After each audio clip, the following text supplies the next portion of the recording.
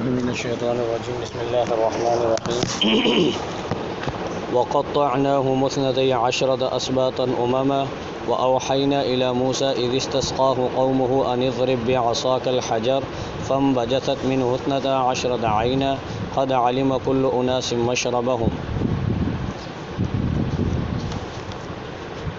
گزشتہ درس کے اندر اللہ تبارک و تعالی نے نبی رحمت صلی اللہ علیہ وسلم کی نبوت عامہ کا ذکر فرمایا تھا کہ حضور نبی رحمت صلی اللہ علیہ وسلم تمام انسانیت کے لیے نبی بن کر آئے ہیں، اور آپ علیہ الصلاۃ والسلام کی نبوت عامہ ہے۔ باقی انبیاء علیہ الصلاۃ والسلام کی نبوت خاصہ تھی۔ کسی قوم کی طرف حضرت ہود علیہ السلام کو قوم ہاد کی طرف بھیجا، شعیب علیہ السلام کو قوم مدین کی طرف بھیجا، موسیٰ علیہ الصلاۃ والسلام بنی اسرائیل اور قبطیوں کی طرف نبی بن کر آئے، اور اس طرح عیسیٰ علیہ الصلاۃ والسلام بنی اسرائیل کی طرف نبی بن کر آئے، اور لوط علیہ السلام کو جو ہے الگ قوم کے لیے بھیجا۔ ہاں البتہ جو ہے کہ ابراہیم علیہ السلام کے بارے میں اللہ نے قرآن میں فرمایا کہ ہم آپ کو جو ہے امام بنائیں گے، ہدایت کا امام۔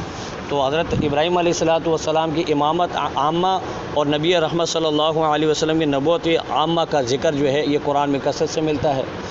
تو حضور علیہ الصلاۃ والسلام کی نبوت انسانوں کے لیے بھی ہے، جنات کے لیے بھی ہے، چونکہ انسان تو ہے ہی، انسان اور جنات تو مکلف مخلوق ہیں۔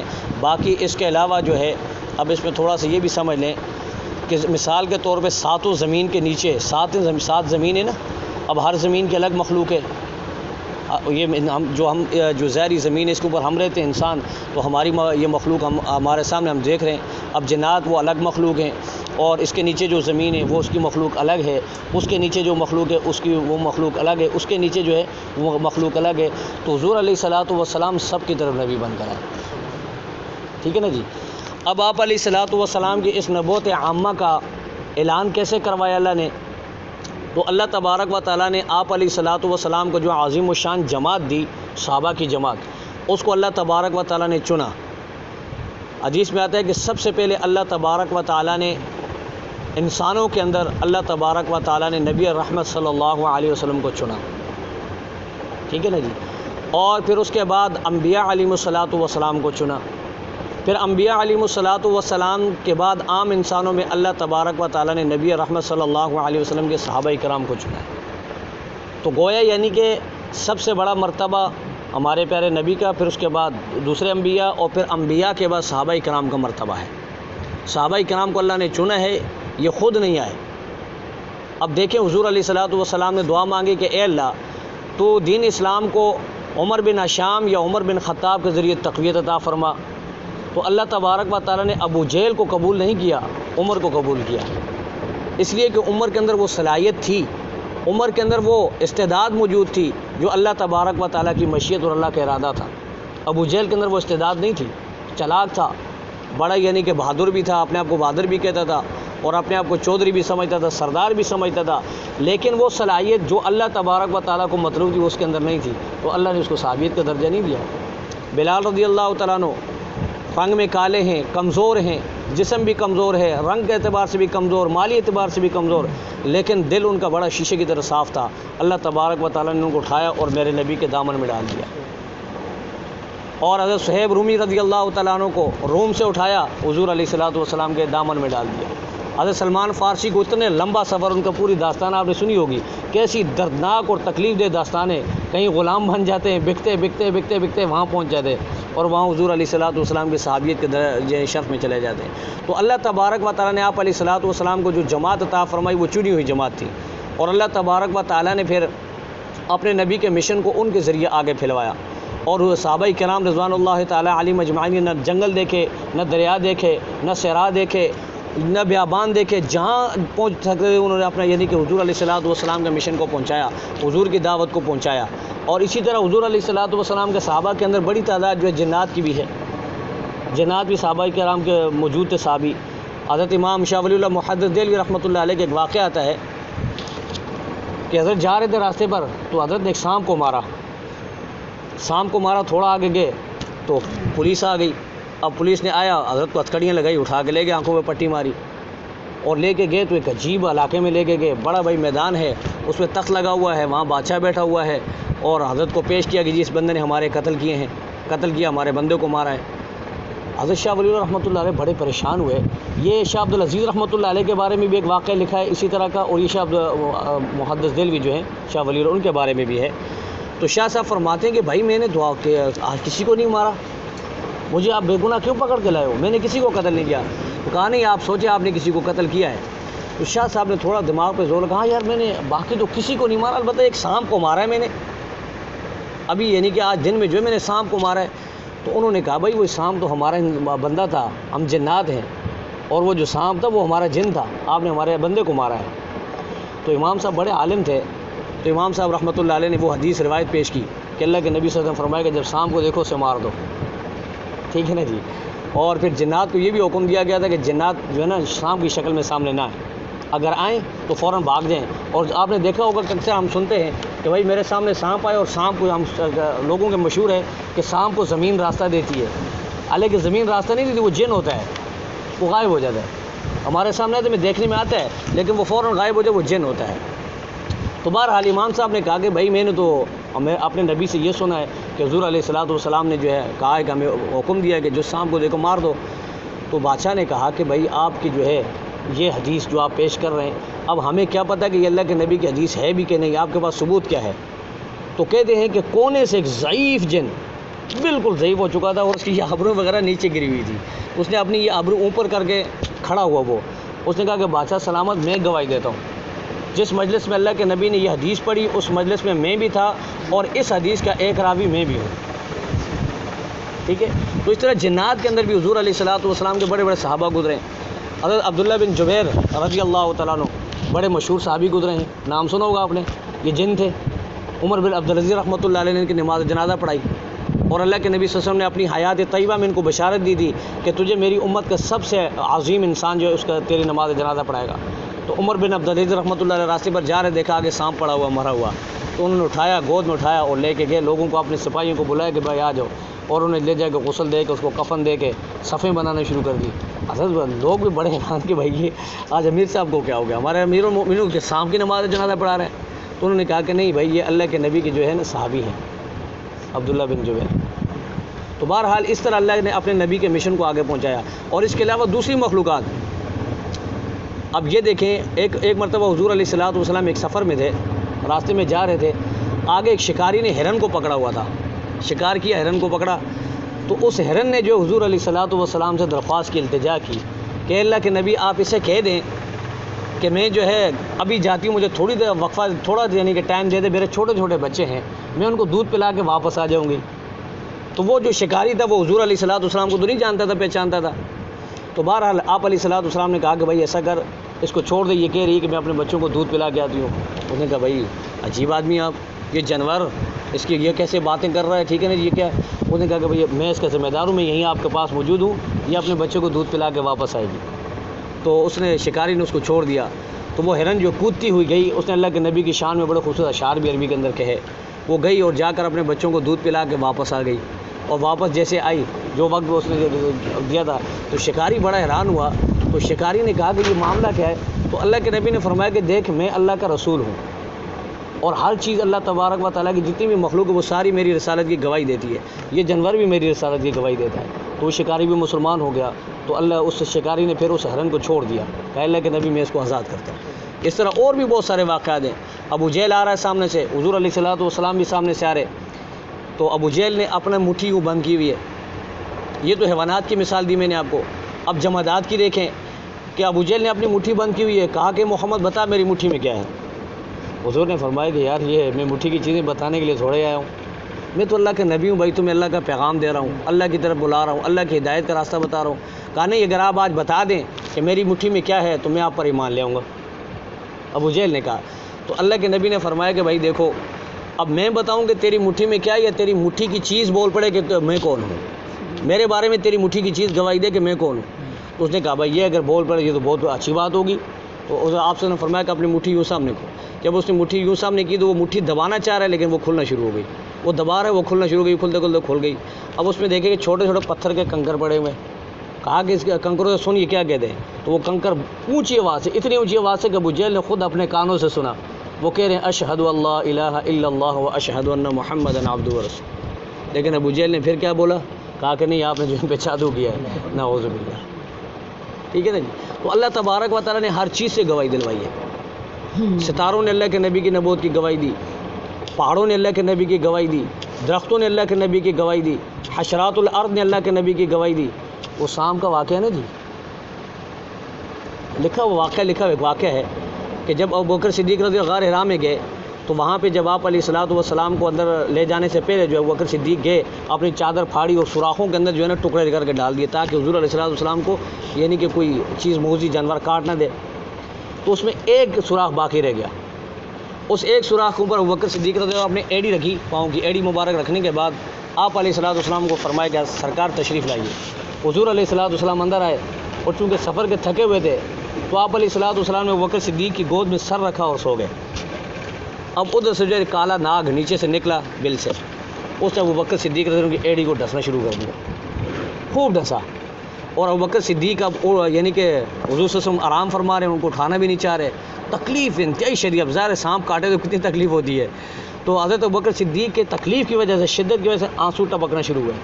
تو جب آنسو جو ہے نبی کریم صلی اللہ علیہ وسلم کے چہرے انور پر پڑے تو آپ علیہ الصلوۃ والسلام کی آنکھ مبارک کھل گئی. آپ نے فرمایا یار ابوبکر کیا ہوا؟ کہا کہ اللہ کے نبی سانپ نے ڈس لیا. تو اللہ کے نبی نے فرمایا کوئی بات نہیں. آپ نے اپنا لوہاب دان مبارک لگایا، فوراً ٹھیک ہو گیا. تو روایت میں آتا ہے کہ وہ سانپ نے کہا کہ یار ابوبکر میں تجھے اس لیے نہیں ڈس رہا کہ تو نے میرا راستہ روکا ہوا ہے، میں تجھے اس لیے ڈھانس رہا ہوں کہ تو مجھے اللہ کے نبی کی زیارت سے کیوں محروم کرنا چاہ رہا ہے. اور اس کے بارے میں آتا ہے کہ یہ بھی کسی سابقہ کسی نبی کا امتی تھا اور اس کو اس وقت خوشخبری ملی تھی کہ تجھے اس طرح حضور علیہ الصلوۃ والسلام کی یعنی کہ زیارت نصیب ہوگی. ٹھیک ہے نا جی. تو بہرحال اللہ تبارک و تعالیٰ نے اپنے نبی کی نبوت عامہ کا ذکر فرمایا اور یہ بھی بتا دیا کہ جو بھی اس نبی امی کی اتباع کرے گا اور اس کے لائے ہوئے مشن کو قبول کرے گا تو اللہ تبارک و تعالیٰ اسے اپنی رحمت خاصہ کا حقدار بنا دیں گے. پھر آگے اللہ تبارک و تعالیٰ نے چونکہ اسلام جو ہے کسی کی اچھائی کو جو ہے وہ رد نہیں کرتا، اگر کوئی اچھا کام کرتا ہے تو اسلام اس کو جو ہے اس کا جو تعریف کرتا ہے اور اس کی تائید کرتا ہے.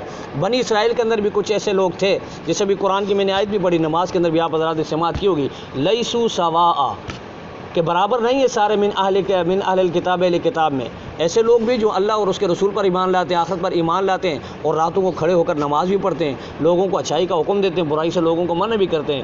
تو اللہ تعالیٰ نے پچھلی آیت کے اندر یہ بھی بتایا تھا کہ موسیٰ علیہ الصلوۃ والسلام کی قوم کے اندر بھی ایسے لوگ، ایسی جماعت موجود ہے جو ہدایت پر ہیں اور وہ ہدایت ہی کے مطابق فیصلے بھی کرتے ہیں، انصاف کے ساتھ فیصلہ بھی کرتے ہیں. ایسے لوگ بھی وہ چند بہت قلیل کم تعداد تھی.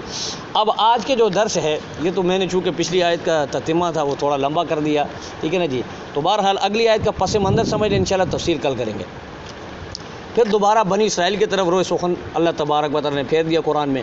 یہ قرآن کریم کا ایک طریقہ کار ہوتا ہے، قرآن کا ایک اعجاز ہے یہ کہ قرآن کریم درمیان میں جب بات کرتے کرتے نا درمیان میں جو مین پوائنٹ سمجھانا ہوتا ہے، مین چیز سمجھانی ہوتی ہے تو اس کو درمیان میں لاتا ہے تاکہ تمہارے ابھی دماغ کھل گئے نا کہ بنی اسرائیل کے واقعات سنتے سنتے ان کے اوپر عذاب آیا، یہ ہوا وہ ہوا، ان کو اللہ تعالیٰ نے انعامات دیے اور اللہ تبارک و تعالیٰ سمجھانا کیا چاہ رہے ہیں. ساری رات جو کہانی ہوئی کس کے بارے میں ہوئی؟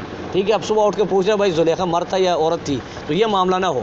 اللہ تبارک و تعالیٰ نے یہ ساری کہانی اس لیے سنائی کہ بھائی نبی رحمت صلی اللہ علیہ وسلم آ چکے ہیں جس کی خوشخبری تمہارے نبیوں نے دی، تمہاری کتابوں کے اندر ان کے اوصاف موجود ہیں. اب وہ نبی آ چکے ہیں، اب اس نبی کی کامل اتباع کر لو تو کامیاب ہو جاؤ گے. ٹھیک ہے نا. تو درمیان میں اس کو اللہ تعالیٰ نے بیان کر دیا کہ مین مقصد یہی ہے. اب پھر آگے اللہ تبارک و تعالیٰ نے بنی اسرائیل کا وہ واقعہ بیان فرمایا ہے کہ جب بنی اسرائیل حضرت موسیٰ علیہ الصلوۃ والسلام کی سربراہی کے اندر مصر سے نکلے، تقریباً 6,70,000 کے لگ بھگ ان کی تعداد تھی. جب حضرت یعقوب علیہ الصلوۃ والسلام کے ساتھ یہ مصر میں آئے تھے تو اس وقت تقریباً ان کی تعداد 80 کے لگ بھگ تھی. پھر اس کے بعد اللہ تعالیٰ نے ان کو ترقی عطا فرمائی اور یہ پھر فرعون کے زیر تسلط رہے، اس کی غلامی میں رہے، ذہنی طور پر یہ غلام تھے اور تقریباً ان کے یعنی کہ کام کرا کے فرعون نے ان کا بیڑا غرق کیا ہوا تھا اور یہ ذہنی طور پر اتنے مغلوب ہو چکے تھے کہ ان کے اندر یعنی کہ آزادانہ خیالات کی بالکل یعنی گنجائش نہیں تھی. غلامانہ ذہن رکھتے تھے اور بس یہ سمجھتے کہ ہم تو بھائی ہیں غلام. تو بہرحال یہ لوگ جو وہاں سے پھر اللہ تعالیٰ نے ان کو نجات دلوائی، اور یہ 6,70,000 کے لگ بھگ موسیٰ علیہ الصلوۃ والسلام نے ان کو معجزانہ طور پر دریا سے پار کروایا۔ اللہ کے تبارک و تعالیٰ نے موسیٰ علیہ السلام کو کہا کہ اپنی لاٹھی مارے دریا پہ، 12 راستے بنے، یہ 12 قبیلے تھے، وہاں سے یہ نکلے اور وادی سینا میں چلے گئے۔ پھر وہاں پہ انہوں نے کتاب کا مطالبہ کیا، موسیٰ علیہ السلام تورات لینے کے لیے وہاں گئے، پیچھے سے یہ بچڑے کی جو ہے پوجا پاٹ کے اندر لگ گئے۔ پھر اللہ تبارک و تعالیٰ نے زجراً ان کے کچھ افراد کو جو ہے کوہ طور پر بلا کر ان کو زجر بھی کیا اور ان کو موت بھی دی۔ پھر دوبارہ اللہ موسیٰ علیہ السلام کی دعا سے اللہ تعالیٰ نے زندہ کر دیا۔ اب یہ وہاں پر جب رہے تو اللہ تبارک و تعالیٰ نے، چونکہ یہ مصر میں داخل ہونے پر پابندی تھی کہ آپ مصر میں اور شام میں داخل نہیں ہو سکتے۔ اب مصر میں تو اس لیے کہ وہاں پر فرعون کے کچھ یعنی کہ بچے کچھ لوگ موجود تھے، دشمن موجود ہے وہاں، اس لیے آپ نہیں جا سکتے۔ اور شام اور فلسطین میں آپ کو داخلے کی اجازت اس لیے نہیں ہے کہ ابھی آپ کے اندر وہ استعداد اور وہ صلاحیت موجود نہیں ہے۔ اس کی یوں سمجھیں، ان کو تقریباً اللہ تعالیٰ نے 40 سال ان کی مشق کروائی، 40 سال ان کو جو ہے سرائے سینہ کے اندر رکھا، اور وہیں پہ اللہ تعالیٰ نے ان کا بندوبست کیا۔ یہ سرائے سینہ جو انتہائی گرم علاقہ ہے، بہت گرم صحرائی ہے پہ، اب بھی یہ عرب کے جو علاقے ہیں، عرب جو ہے ہمارے پاکستان وغیرہ ان علاقوں سے بہت زیادہ شدید گرم ہوتے ہیں، اور پھر وہاں پہ جو وادی سینہ وغیرہ یہ جو ہے سرائے سینہ وغیرہ یہ بہت گرم علاقے ہیں، اور وہاں پر بالکل انسانیت کا یعنی کہ یوں سمجھے دور دور تک نام و نشان نہیں تھا، سبزہ بھی نہیں تھا، پانی کا نام و نشان نہیں تھا۔ اللہ تبارک و تعالیٰ نے ان لوگوں کو وہاں پہ ٹھہرایا۔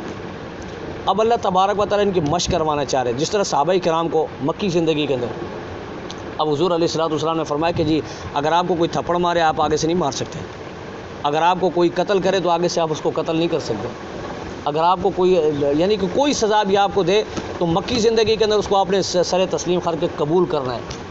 وجہ یہ کہ ابھی آپ کی مشق ہو رہی ہے، یہ آپ کو پکایا جا رہا ہے۔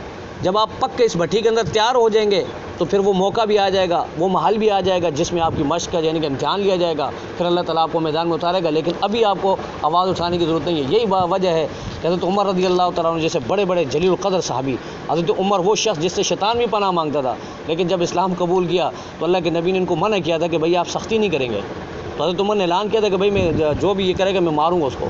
اللہ کے نبی نے کہا کہ نہیں، سختی کرنے کی اجازت نہیں ہے، بالکل آپ کو اجازت نہیں ہے۔ اب وہاں برداشت کرتے رہے، حضرت بلال رضی اللہ تعالیٰ عنہ پٹ رہے ہیں، ٹھیک ہے جی، کھال ان کو دھیر دی گئی، ٹھیک ہے، ان کے آگ سے جو ہے چربی سے جو ہے آگ کے کولے ٹھنڈے ہوئے بجھ گئے، لیکن آگے سے اف تک کرنے کی اجازت نہیں تھی، کیونکہ پکنے کا دور تھا، مشق کا دور تھا۔ جب وہ 13 سال میں مختصر، اور دیکھیں کتنا مختصر، 13 سال اور کہاں 40 سال، ٹھیک ہے جی، اور 40 سال کے عرصے میں 2 عظیم الشان نبی ان کی تربیت کر رہے ہیں، ٹھیک ہے نا جی، اور پھر بھی بدبخت جو ہے وہ سیدھے راستے پر نہیں ہے۔ اور یہاں میرے نبی نے مختصر سی تربیت کی، 13 سال کی تربیت، ایسے پکے اور ایسے تیار ہوئے کہ تاریخ جو ہے ایسی شخصیات کی مثال پیش کرنے سے قاصر ہے، صحابہ کرام کی، ٹھیک ہے نا جی، اور پھر ان میں ایسے ایسے ہیرے تھے آپ تصور نہیں کر سکتے۔ ایک صحابی ہیں حضرت قعقاع رضی اللہ تعالیٰ عنہ، نام ہے ان کا قعقاع، ٹھیک ہے، قعقاع، یہ وہ بڑے عظیم صحابی ہیں کہ جن کو جو ہے 1000 کے مقابلے میں تنہا اکیلا تصور کیا جاتا تھا، یعنی پوری بٹالین تھی اور پوری فورسز یہ رکھتے تھے اپنے اکیلے پن کے اندر۔ جب مثال کے طور پہ ایسے ہوا کہ مسلمانوں کا کوئی لشکر جو ہے دشمن کے مقابلے میں جو ہے پسپا ہو گیا یا مسلمانوں کو تھوڑا پیچھے ہٹنا پڑا، تو صحابہ کرام جو ہے ان کو بلاتے تھے کہ بھائی مسئلہ خراب ہے، تو یہ اکیلے تنہا جا کر لاکھوں کے مجمع کو یہ پیچھے دھکیل دیتے تھے، ایسے عظیم صحابی تھے، ٹھیک ہے۔ اور صحابہ میں پھر دیکھیں حضرت زرار بن ازور جو ہے رضی اللہ تعالیٰ عنہ، بڑے مشہور صحابی، اور ان کی بہن خولہ بنت ازور، آئے ہائے ایسی عظیم خاتون ہے۔ حضرت خالد بن ولید، یہ ان کے بھائی جو ہے زرار بن ازور رضی اللہ تعالیٰ عنہ ایک جنگ میں گرفتار ہو گئے، کافروں نے ان کو گرفتار کر لیا۔ جب بہن کو پتہ چلا، کہا کہ میرا بھائی گرفتار ہے، تو انہوں نے نقاب لگایا چہرے پہ اور گھوڑے پہ سوار ہوئی اور جا کر خالد بن ولید نے بھی جو ہے لشکر بھیجا کہ بھائی ان کو چھڑا کے لانا ہے۔ حضرت خالد بن ولید سے پہلے جو ہے حضرت خولہ وہاں پہنچی ہوئی ہے اور انہوں نے اپنے بھائی کو چھڑا لیا۔ تو حضرت خالد بن ولید نے ایک جملہ کہا تھا، کہا کہ جس قوم کی بیٹی خولہ جیسی ہو اس قوم کو کوئی نقصان نہیں پہنچا سکتا۔ لیکن آج خولہ کہاں سے لائے ہم؟ آج ہماری بیٹیاں تو جو ہے اسٹیج کی زینت بنی ہوئی ہے، آج ہماری بہن بیٹیاں تو جو ہے صابن کی نمائش کی وہ یعنی کہ زینت بنی ہوئی ہے۔ فرج کی نمائش لڑکی کے ذریعے کروانی ہے اور صابن کی نمائش لڑکی کے ذریعے کروانی ہے، شیف مرد کرتا ہے اور اس کی نمائش بھی لڑکی کے ذریعے کروانی ہے۔ یعنی دنیا کی کوئی چیز جب تک لڑکی کی تصویر نہ آئے، اس کی یعنی کہ وہ فوٹو نہ آئے، اس کی تصویر سامنے نہ ہو، تو کوئی چیز ہماری بکتی نہیں۔ آج ہم نے اس کو مارکیٹ کا ذریعہ بنایا ہوا ہے، مارکیٹنگ کا ذریعہ بنایا ہوا ہے۔ کاش کہ ہماری بچیاں بھی خولہ بنت ازور جیسی ہوتی، ہماری بیٹیاں بھی جو ہیں حضرت عائشہ جیسی ہوتی، ہماری بچیاں بھی جو ہے حضرت فاطمہ جیسی ہوتی، تو آج اسلام فخر کرتا. لیکن آج اسلام کے پاس صرف نام رہا ہے، باقی کچھ بھی کام والی کوئی چیز موجود نہیں. بہرحال یہ ان کا واقعہ تفصیلی سے واقعہ ہے کہ پھر ان کے ساتھ کیا معاملہ ہوا بنی اسرائیل کے ساتھ، انشاءاللہ کل پڑھیں گے. اللہ تبارک و تعالی ہم سب کو جو ہے اپنے پیارے حبیب صلی اللہ علیہ وسلم کی اتباع نصیب فرمائے، اور اللہ تبارک و تعالی ہمیں ایمان کی اور دین اسلام کے ساتھ سچی محبت نصیب فرمائے. وآخر دعوانا ان الحمدللہ رب العالمین. اللہم صلی علی سیدنا و مولانا محمد وعلی آل سیدنا و مولانا محمد وبارک وسلم. ربنا تقبل منا انک انت السمیع العلیم وتب علینا انک انت التواب الرحیم. یہ چونکہ آثار چل رہے ہیں تو دعا فرمائے اللہ تبارک و تعالی رحمت کا معاملہ فرما دے. یہ اگر بارش ہو جائے تو اللہ کریم رحمت کا معاملہ فرمائے، اور اللہ تبارک و تعالی ہر قسم کی مصیبت اور آفات سے ہماری حفاظت فرمائے. اللہ تبارک و تعالی بارش کو ہمارے لیے رحمت کا ذریعہ زحمت کا ذریعہ نہ بنائے. ربنا تقبل منا انک انت السمیع العلیم وتب علینا انک انت التواب الرحیم. وصلی اللہ تعالی علی خیر خلقہ محمد النبی الأمی وعلی آلہ وصحبہ اجمعین. من الشیطان الرجیم. بسم اللہ الرحمن الرحیم. اولم یہد للذین یرثون الارض من بعد اہلها ان لو نشاء وصبناهم بذنوبهم ونطبع على قلوبهم فهم لا يسمعون.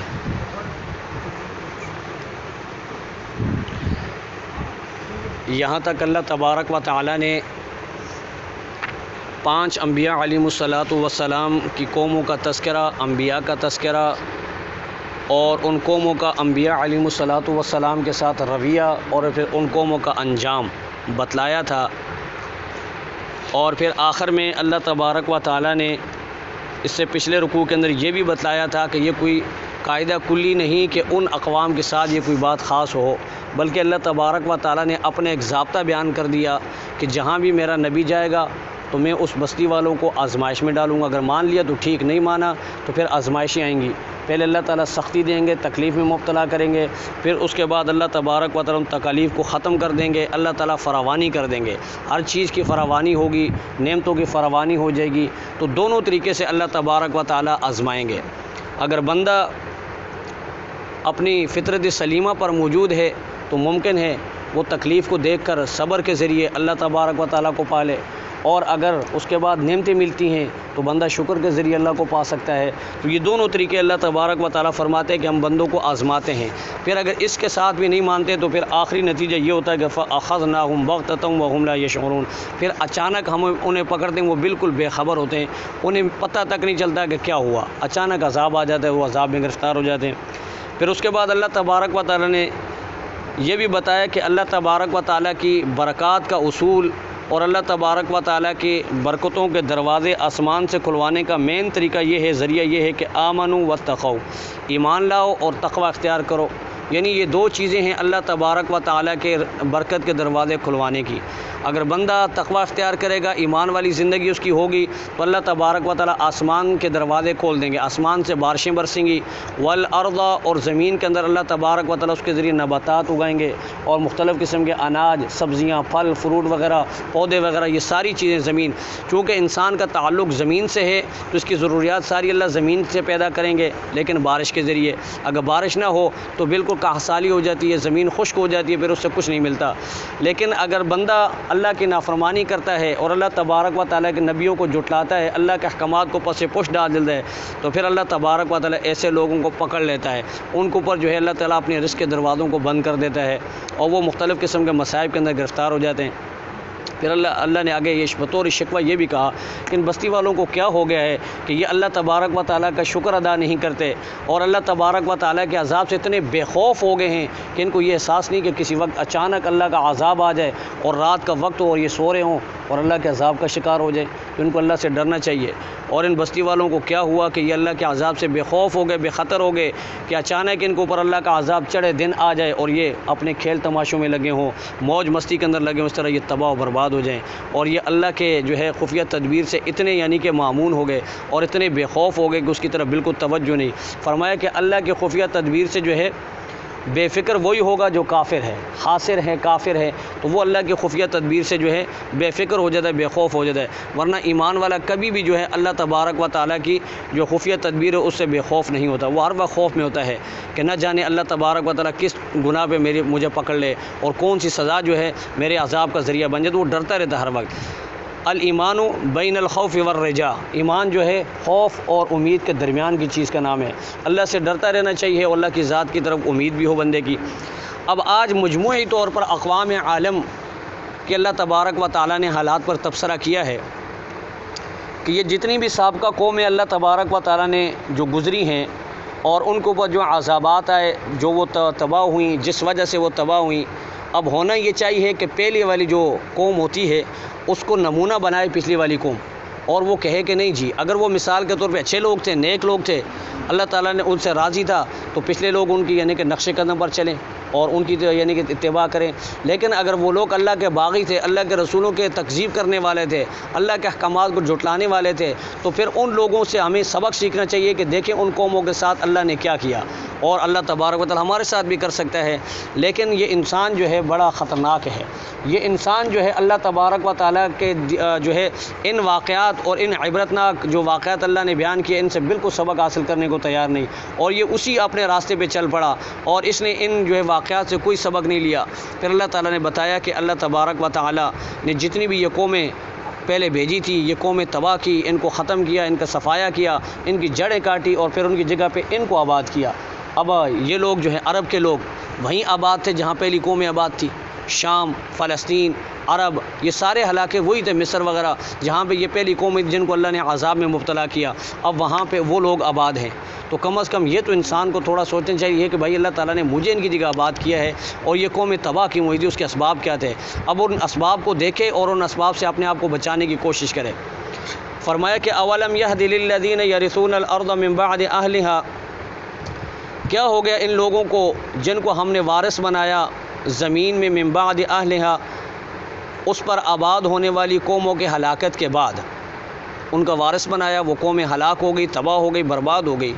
اللہ نشاء وصبناہم بذنوبہم، کہ اگر ہم چاہتے تھے ان کو ان کے گناہوں کی وجہ سے پکڑ لیتے، لیکن اللہ تبارک و تعالیٰ فوراً کسی کو پکڑتے نہیں۔ اللہ کا قاعدہ ہے کہ اللہ تبارک و تعالیٰ پہلے تنبیہ فرماتے ہیں، متنبع کرتے ہیں، اور گناہوں کے اوپر اللہ تبارک و تعالیٰ تھوڑا ان کو یعنی کہ رسی کو کھینچتے ہیں۔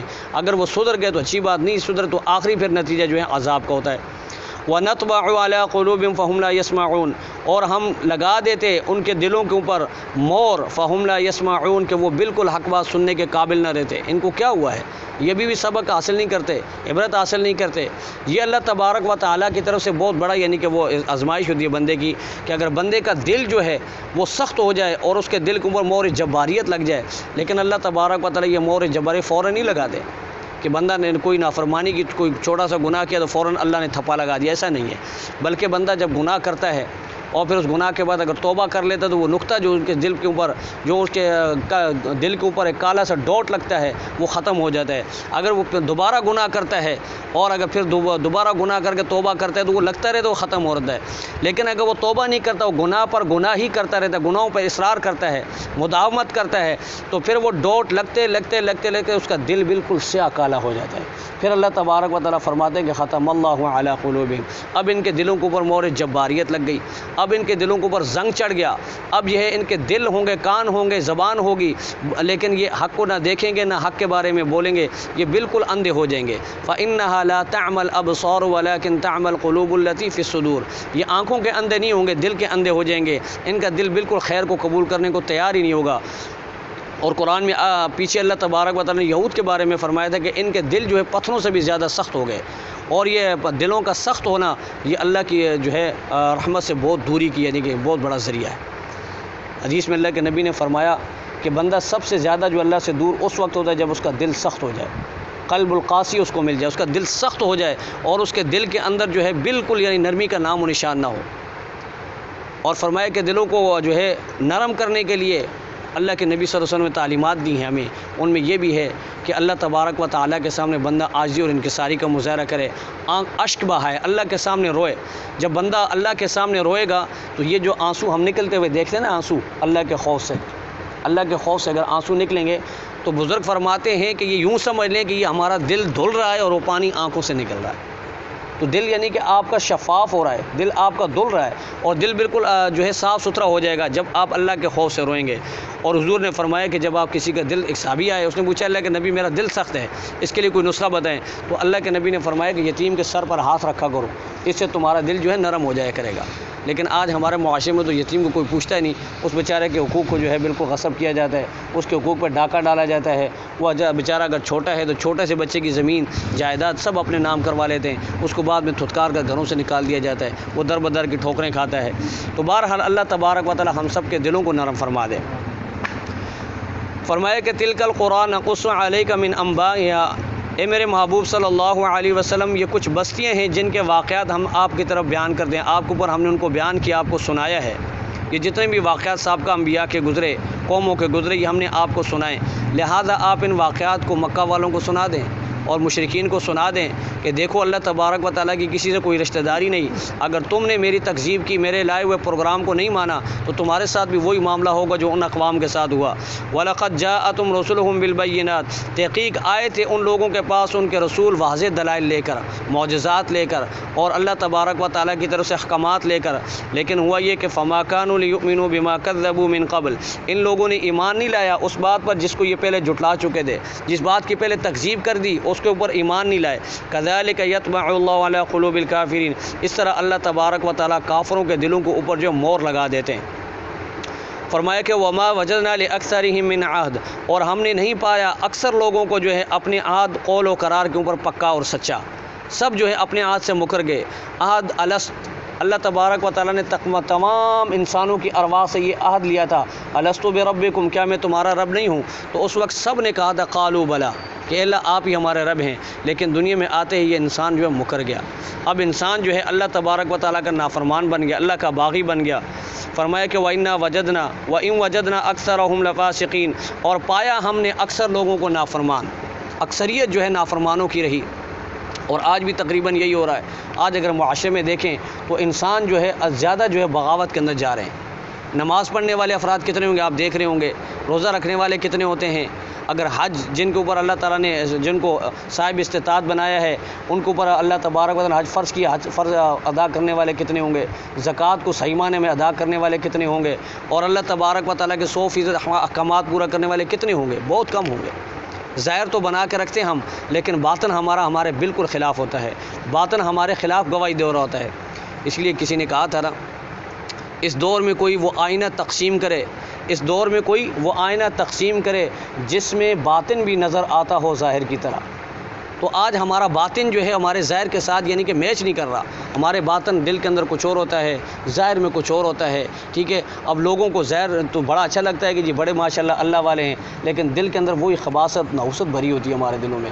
اللہ تبارک و تعالیٰ ہمارے ظاہر و باطن کو ایک بنا دے۔ صحابہ کرام کا ظاہر اور باطن ایک تھا، جو بات دل میں تھی وہی زبان پہ، جو بات ان کے عمل میں ہوتی تھی وہی ان کے دل میں ہوتی تھی، اور جو بات بھی وہ کسی دوسرے سے کرتے تھے، کافر کو صرف یعنی کہ سلام بھی کر لیا تو اللہ تبارک و تعالیٰ ان کے دلوں کے اندر ہدایت نہ اتار دیتے تھے۔ وجہ یہ تھی کہ وہ خود عامل تھے، آج ہم عامل نہیں ہیں، اور اللہ تبارک و تعالیٰ کے احکامات کی ہم کھلی خلاف ورزی کرتی ہیں۔ یہی ایک وجہ ہے کہ آج جو ہے ہماری زمانوں میں وہ اثر نہیں رہی، ہماری تبلیغ میں وہ اثر نہ رہا، اور ہمارے وعاظ کے اندر وہ اثر نہیں رہا، اور ہمارے جو ہے افعال کے اندر وہ چیز نہیں ہے جو صحابہ کے اندر تھی۔ اللہ تبارک و تعالیٰ ہمارے ظاہر و باطن کو ایک کر دے، اور اللہ کریم ہم سب کو اپنے احکامات پر عمل کرنے والا بنائے۔ اب یہاں سے آگے انشاءاللہ ایک دوسرا واقعہ حضرت موسیٰ علیہ السلام کا جو ہے تفصیلی واقعہ شروع ہوگا، اور پھر موسیٰ علیہ السلام، فرعون، اور موسیٰ علیہ السلام کے بھائی ہارون علیہ السلام، اور ان کا تفصیلی واقعہ انشاءاللہ یہ کل سے انشاءاللہ اس کا آغاز کریں گے۔ اللہ تبارک و تعالی ہم سب کو عمل کرنے کی توفیق عطا فرمائے۔ وآخر دعوانا ان الحمدللہ رب العالمین۔ اللہ اچھا جی، ایک سوال بھائی نے ایک سوال کیا تھا، سوال یہ ہے کہ بھائی فرشتے کون سی زبان میں عبادت کرتے ہیں؟ ٹھیک ہے نا، فرشتے کون سی زبان میں عبادت کرتے ہیں؟ بڑا اہم سوال بھی ہے، اور اگر اس کو دیکھا جائے تو وہ دوسرے طریقے سے بھی دیکھا جائے تو کوئی وہ نہیں ہے، لیکن چونکہ معلوماتی سوال ہے تو اس کا جواب یہ ہے کہ حضرت جبرائیل علیہ السلام ایک ایسے واحد فرشتے ہیں کہ جس کو اللہ تبارک و تعالیٰ نے یہ ملکہ عطا فرمائی، یہ صلاحیت ہے کہ وہ عربی زبان جانتے بھی ہیں اور عربی زبان بول بھی سکتے ہیں، یعنی وہ قرآن کریم پڑھتے بھی ہیں اور قرآن کریم کی سماعت بھی فرماتے ہیں۔ اس کے علاوہ کچھ اور جو ہے فرشتوں کی جماعت ہے، وہ بھی جو ہے عربی وغیرہ جانتے ہیں اور عربی بول نہیں سکتے لیکن عربی جانتے ہیں۔ باقی فرشتوں کی کیا زبانیں ہیں؟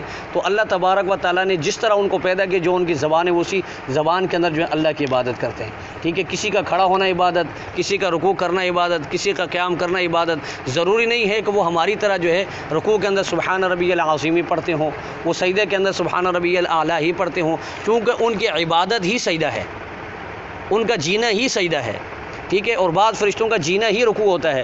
اور حدیث کے اندر یہ بھی آتا ہے کہ بعض فرشتوں کے اللہ تبارک و تعالیٰ نے ڈیوٹیاں لگائی ہوئی ہیں۔ مثال کے طور پہ حدیث میں آتا ہے کہ جب بندہ نماز کے اندر یہ جملے کہتا ہے نا، التحیات للہ والصلوات والطیبات، تو علماء نے لکھا ہے کہ جنت کے اندر ایک درخت ہے اور ایک نہر ہے اور ایک پرندہ ہے، ٹھیک ہے نا؟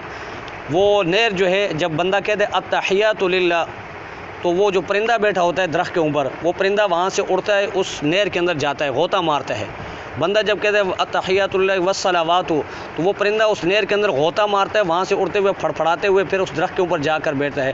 جب یہ بندے کی زبان سے لکھ رہا ہے والطیبات، تو وہ پرندہ اپنے پروں کو درخت کے اوپر بیٹھ کے پھڑپھڑاتا ہے، تو اس پرندے کے پروں سے قطرے نکلتے ہیں، تو اللہ تبارک و تعالیٰ ان قطروں سے فرشتے پیدا کرتا ہے۔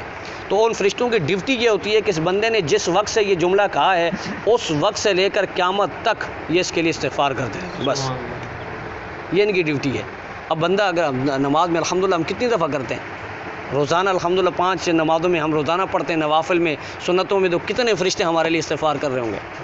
تو بہرحال یہ فرشتوں کی جو ہے اللہ تبارک و مختلف زبان ہیں، ان کی مختلف بولیاں ہیں، بعض فرشتوں کی کیا ڈیوٹی ہیں بعض کی، تو اللہ تبارک و تعالیٰ جو ہے ہمیں بھی جو ہے اپنی عبادت کا ذوق و شوق نصیب فرمائے۔ جس طرح فرشتے ہیں، ہم فرشتے تو نہیں بن سکتے، انسان ہیں، لیکن ان ساری تقاضوں کے ساتھ اگر ہم اللہ کو راضی کر لیں تو فرشتے ہمارے خادم ہیں، ہمارے غلام ہیں، اور اللہ تبارک و تعالیٰ نے ان کو ہمارے تابع کیا ہے۔ لیکن اگر ہم یہ کام نہ کریں تو پھر ہم جانوروں سے بھی نیچے ہیں۔ اللہ پاک ہم سب کو عمل کی توفیق عطا فرمائے۔ اللہم صلی علی سیدنا و مولانا محمد وعلی آل سیدنا مولانا محمد وبارک وسلم۔ ربنا تقبل منا انک انت السمیع العلیم وتب علینا انک انت التواب الرحیم، وصلی اللہ تعالی علی خیر خلقہ محمد وعلی آلہ وصحبہ۔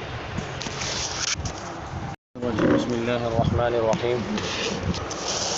واتخذ قوم موسیٰ من بعده من حلیہم عجلا جسدا له خوار الم یروا انہ لا یکلمهم ولا یہدیہم سبیلا اتخذوہ وکانوا ظالمین۔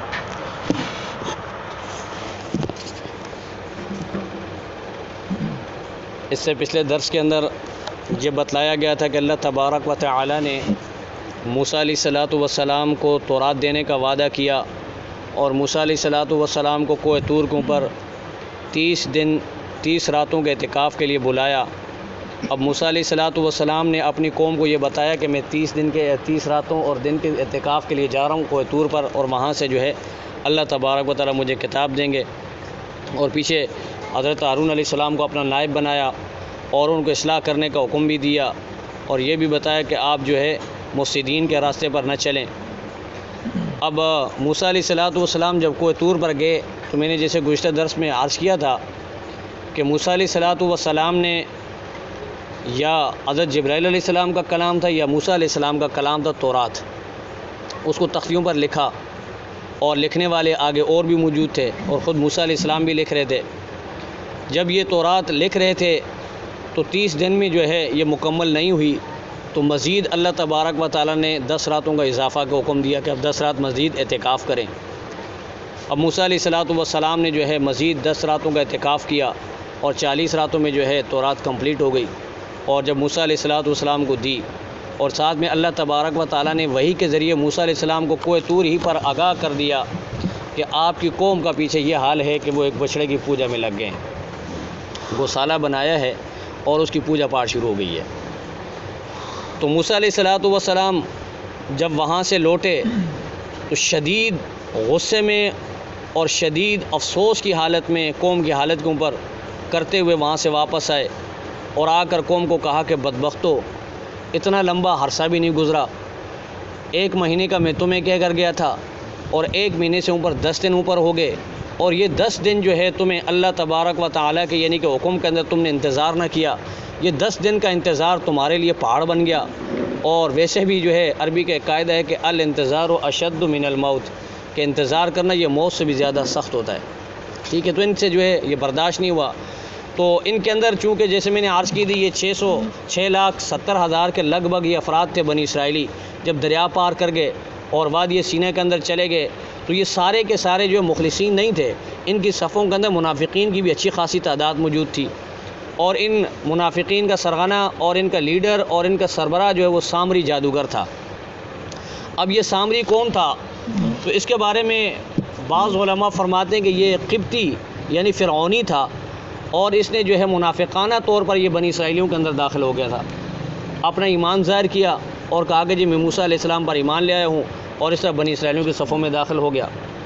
بعض فرماتے ہیں کہ یہ تھا اسرائیلی ہی، لیکن تھا پرلے درجے کا منافق، اور بعض کہتے ہیں کہ نہیں، یہ اسرائیلی بھی نہیں تھا، فرعونی بھی نہیں تھا، یہ ایک دوسرا قبیلہ سمیری، اس کا یہ فرق تھا، اور اس بدبخت نے جو ہے وہاں پہ جو ہے قوم کو تباہ و برباد کیا، شرک کے اندر مبتلا کر دیا۔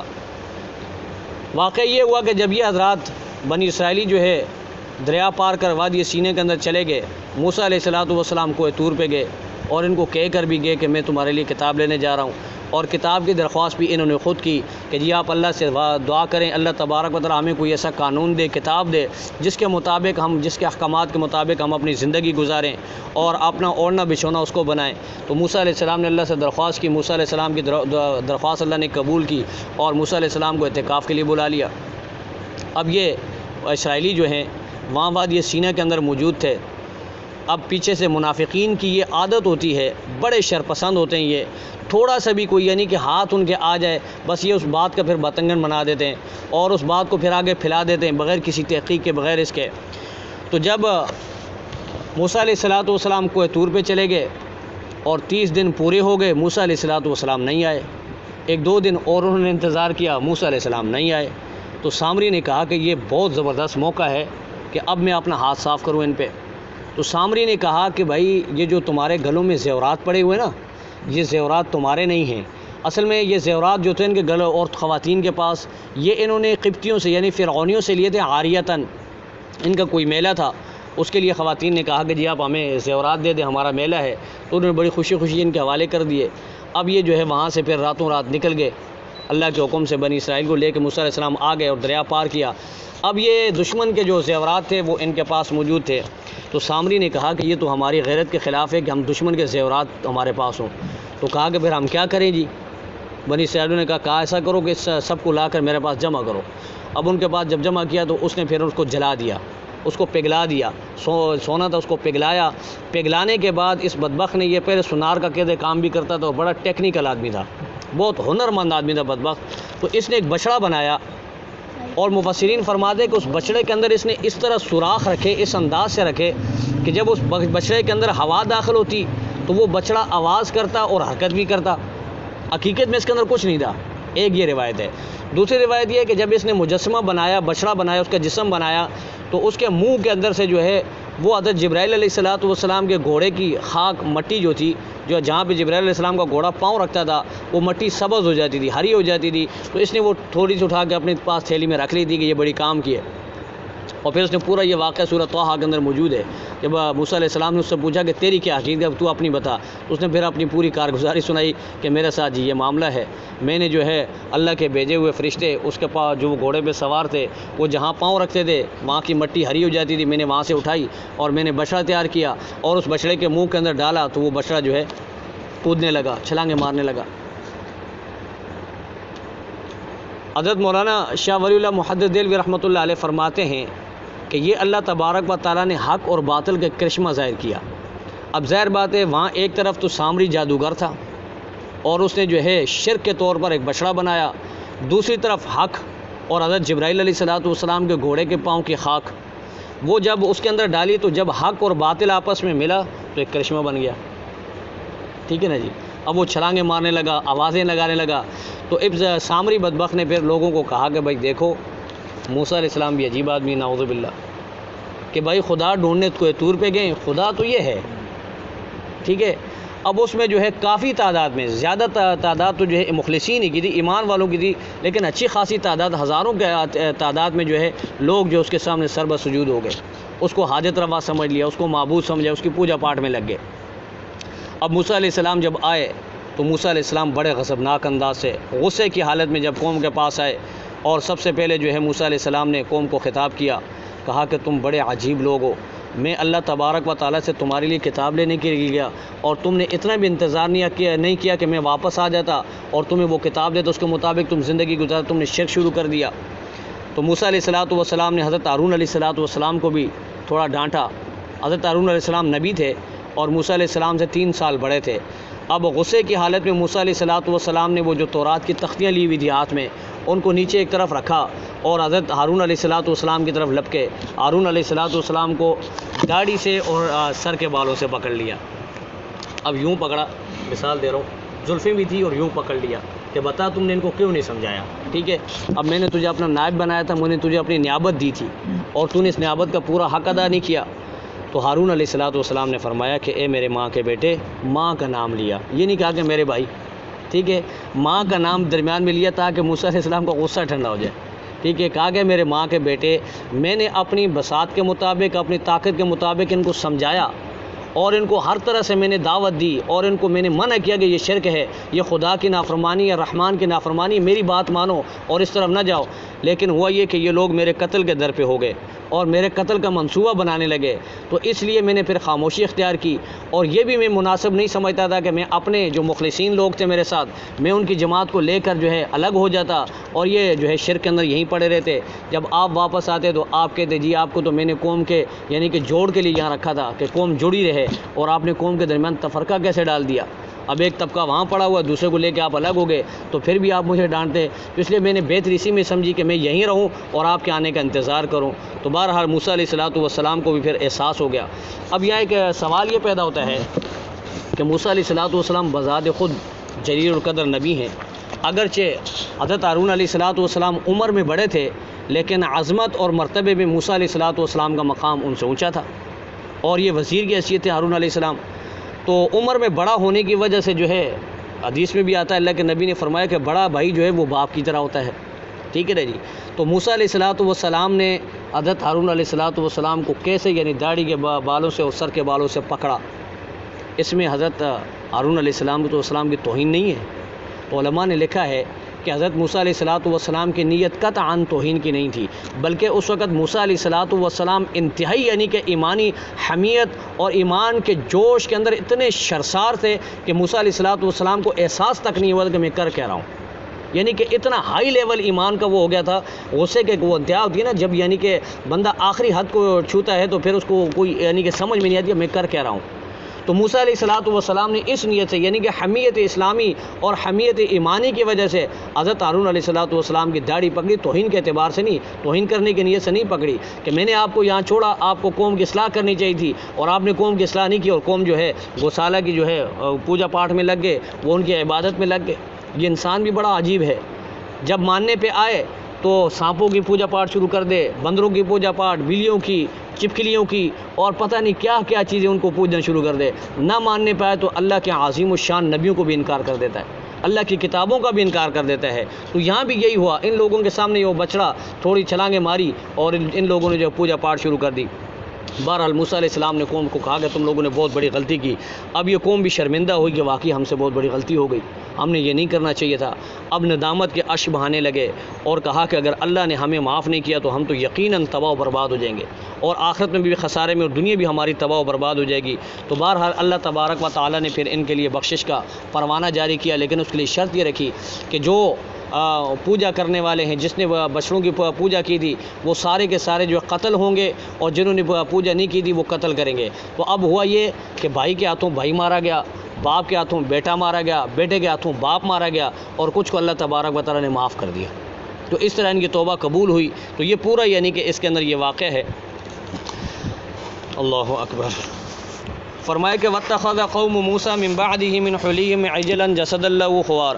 موسیٰ علیہ السلام جب کوہ طور پر چلے گئے تو پیچھے سے موسیٰ علیہ السلام کی قوم نے پکڑ لیا حُلِيِّهِمْ اپنے زیورات کو گلا کر، اپنے زیوروں کو ڈھال کر، عِجْلًا جَسَدًا لَهُ خُوَارٌ ایک بچڑے کا نمونہ بنایا جسم تھا جس کا، لَهُ خُوَارٌ اور اس کے اندر آواز تھی۔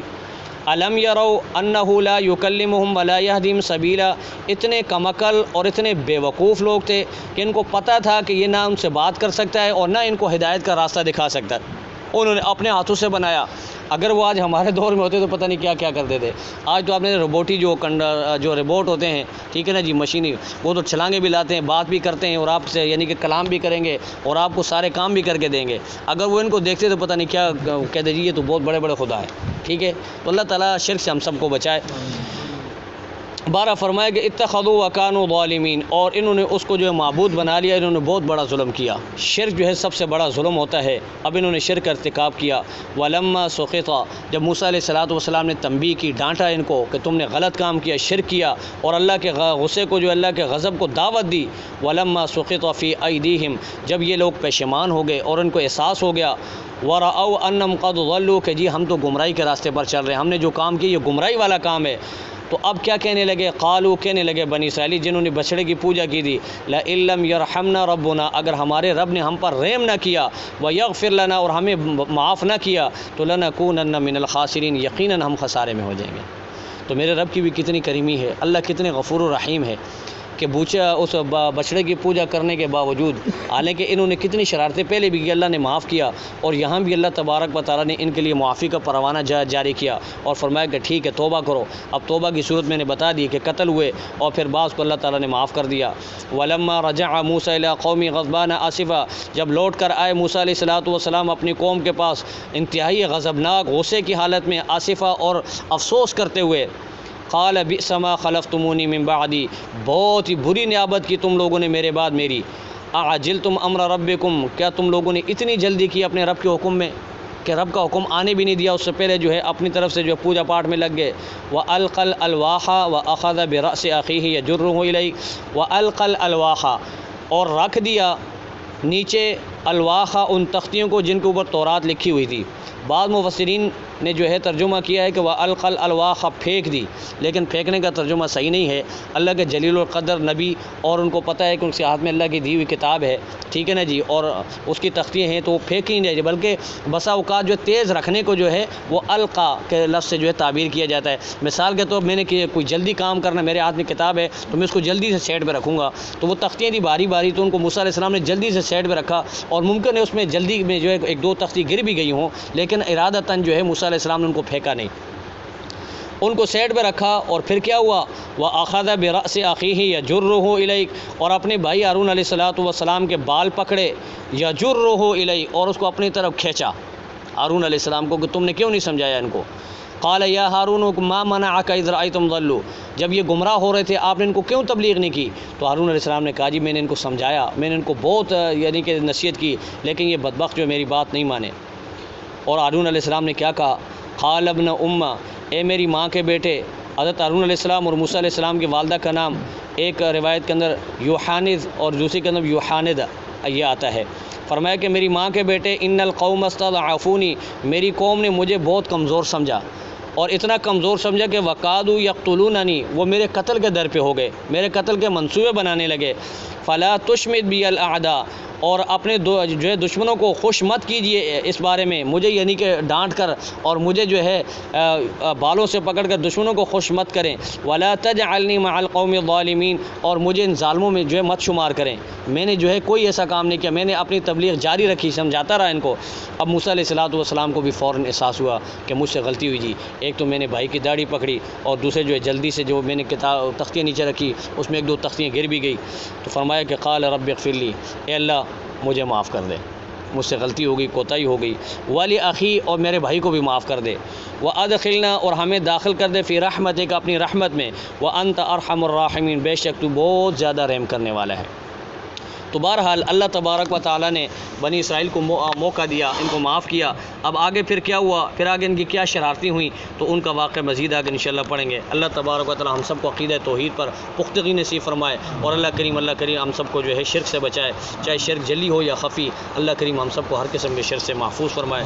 وآخر دعوانا الحمدللہ رب العالمین. اللہم صلی علی سیدنا و مولانا محمد وعلی آل سیدنا و مولانا محمد وبارک وسلم. ربنا تقبل منا انك انت السميع العليم وتب علينا انك انت التواب الرحيم. وصلى الله تعالى على خير خلقه محمد وعلى اله وصحبه اجمعين.